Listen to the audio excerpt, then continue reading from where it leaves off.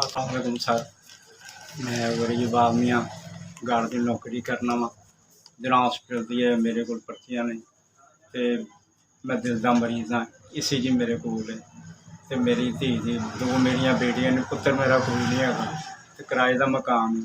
ते तुहाडी मेहरबानी, मेरी कोई बच्ची मेरी 7-8-9 में शादी हैगी है ते तुहाडी मेहरबानी मेरी मदद करो। मैं गरीब आदमी, मेरा कमाने वाला और कोई नहीं है ते मेरी बच्ची का सहारा कोई नहीं। मैं इन्हों का सहारा वा रब की दात तो बाद। तो मैं तुहाडी मदद चाहना वा। बदलना थोड़े जे बर्तन ते खाने का इंतजाम कर दिओ। मेरी धी ब्याही जाएगी। सा शुक्रगुजार होंगे।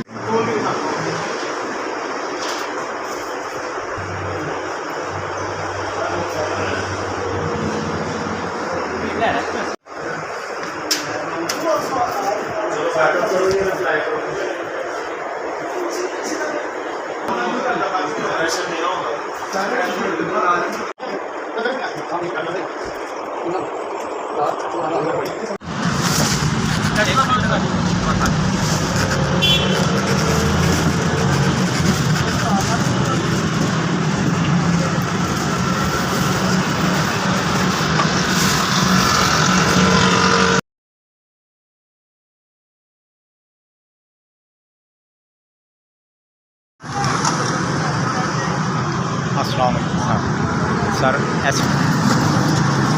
SVS अल्लाह तुहानू सलामत रखे। फिर साड़ी 40,000 की मदद की थी, वाशिंग मशीन लैके दी है। अल्लाह तुहानू खुश रखे और अपना सही मान च रखे। बाकी SVS मैं तुहाडा बड़ा शुक्रगुजार हाँ। तुसीं बच्ची की शादी लई मैनू बच्ची की शादी लई मशीन लैके दी है।